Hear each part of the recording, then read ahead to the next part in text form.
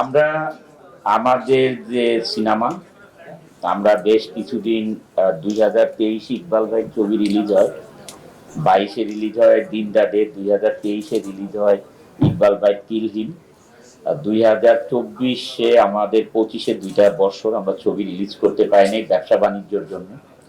তা আমরা 2026-এ আপনাদেরকে দিয়েই শুরু করি। আমরা নেত্রীদার লিডার রিলিজ করবো ইনশাআল্লাহ।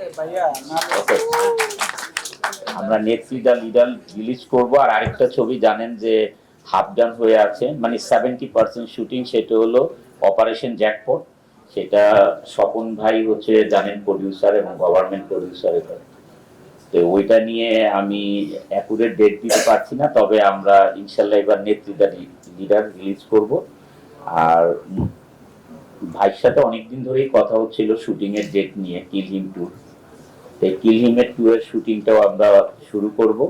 আর আমরা অ্যাডভান্স দাওয়াত দিই, সেটা হচ্ছে আমরা ওই দিন আপনাদেরকে আবার দাওয়াত দিব যেই দিন আমরা শুটিং শুরু করব। এই সেবার যে টিভিসির যে শুটিং শুরু হবে সেই দিনও দাওয়াত দিব। আর মোস্ট ওয়েলকাম টু, জানেন, সরি মোস্ট ওয়েলকাম টু না, কিল হিম। কিল হিম যখন প্রথম এফডিসি তে আমার মনে হয় এত বড় প্রোগ্রাম করে, একদম স্টিল স্ট্রাকচার সেট করে বিশাল আয়োজন করে কিল হিমের মানে ওপেনিং হয়, মহরত হয়। ওই মহরতে জানেন যে আমরা একটা ছোট্ট মানে টিজারও আমরা প্রচার করি। তবে যেহেতু ইকবাল ভাই শুরুটা ছিল মহরতি টিজার প্রচার করা, আমরা এবার ট্রাই করব কিল হিম 2-তেও যে একটা টিজার প্রচার করতে পারি। ইকবাল ভাই আগেই বলে রাখলাম, সুন্দরভাবে একটা টিজার আমরা দিয়ে তারপরে আবার মহরত করব। এখন আমরা সেবাতে আসি। সেবা, আমি জানেন যে আমি যে কোনো কাজ করার আগে আমি একটু যাচাই বাছাই করে নিই, এটা হচ্ছে আমার ক্যারেক্টার। তা আমি যখন আমার কাছে সেবার প্রস্তাবটা আসলো তখন আমি আগে সেবা সম্বন্ধে জেনেছি, যে আমরা যে একটা প্রোডাক্টের সাথে জড়িত হব, আমরা যে একটা কোম্পানির সাথে জড়িত হব, সেটা অ্যাজ এ কমার্শিয়াল আমরা যে রেমুনেশন নিব, বাট এটা ইম্পর্টেন্ট হচ্ছে এই কোম্পানিটা মার্কেটে তাদের সুনাম আছে কিনা। কারণ আমি যে কোনো একটা কোম্পানির সাথে আমার নাম জড়াবো, সেই কোম্পানির যদি মানে তাদের কোনো ব্যাড রিপুটেশন থাকে মার্কেটে, আমি তো এটা করবো না। আমি যখন সেবার প্রজেক্টগুলো নিয়ে, আমি যখন সবকিছু নিয়ে এই প্রজেক্টগুলোর ডিটেলসটা নেই, ওনাদের আফতাবনগর, বসুন্ধরা, বনশ্রী, বিভিন্ন জায়গায় আমাদের প্রজেক্ট আছে। তো সব প্রজেক্টে তো যাওয়া সম্ভব হয়নি আমার দ্বারা, তবে আমি প্রজেক্টের যখন ডিটেলসটা নিছি তখন আমি আমার অফিসের অ্যাডমিনকে আমি এটার সাথে আবার অ্যাড করেছি যে এই প্রজেক্টগুলো তারা কি সুন্দরভাবে হ্যান্ড ওভার করেছেন কিনা। যদি তাদের যদি একটা প্রজেক্ট হাতে নিয়ে যদি সুন্দরভাবে হ্যান্ড ওভার করে, যদি তাদের মার্কেটে সুনাম থাকে, তাহলে আমি এটার সাথে আসি। আর যদি দেখি মার্কেটে যদি সুনাম না থাকে, তাহলে আমি এটাতে কাজ করব না। যে আজকে ধরেন এই যে আপনাদের দ্বারা সবাই আজকে অনন্ত বর্ষা সেবার সাথে জড়িত, সেটা আপনারাই প্রচার করবেন। যারা প্রবাসী ভাই বোনেরা আছেন, তারা দেশে অনেক মানে কষ্ট করে একটা জায়গা জমিন কিনেন, একটা ফ্ল্যাট কিনেন, তাদের অনেক কষ্টের অর্জিত টাকা দিয়ে। যদি কোনো কোম্পানি আমাদের প্রমোশনের দ্বারা তারা যদি ক্ষতিগ্রস্ত হয়, সেটার জন্য মানে আমরা তো দায়ী থাকবো, আল্লাহর কাছেও দায়ী থাকবো। এই কারণে আমি এটার খোঁজ খবর নিয়েছি।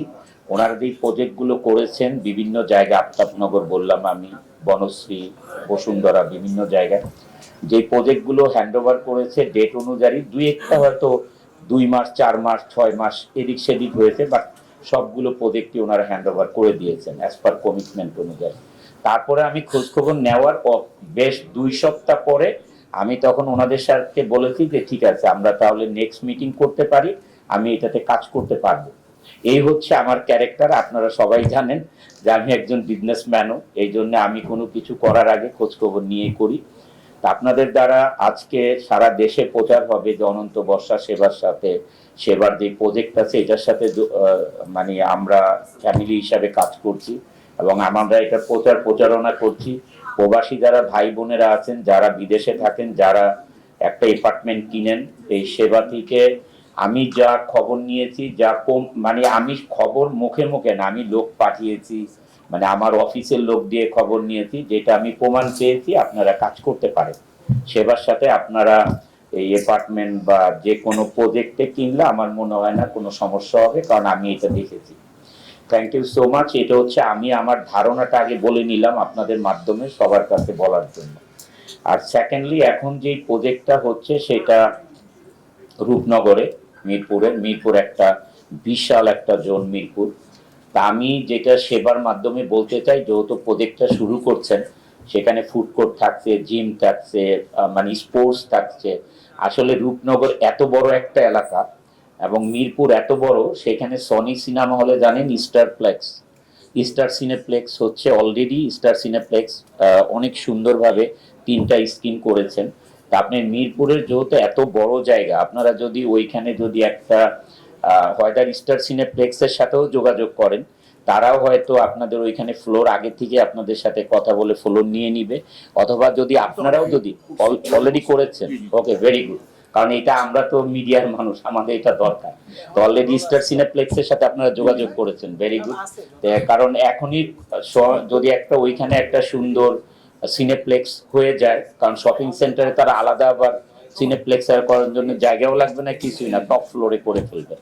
তো এটা যদি করেন তাহলে আমাদের জন্য উপকার হয়, যেহেতু আমরা এই লাইনে কাজ করি। আপনাদের প্রচারণার জন্য আমাদের জন্য আরো বেশি মানে কাজে লাগবে আমাদেরকে, আপনাদের আর আপনাদেরকেও কাজে লাগবে ইনশাল্লাহ। ওকে, আমি নিজেও খুশি যে আপনারা অলরেডি সিনেপ্লেক্সের সাথে যোগাযোগ করা হয়েছে, দুইজন কমিউনিকেট করা হয়েছে অলরেডি। তা আমরা আশা করতে পারি যে ওইখানে 2-3টা স্ক্রিন আমরা পেতে পারি ইনশাল্লাহ।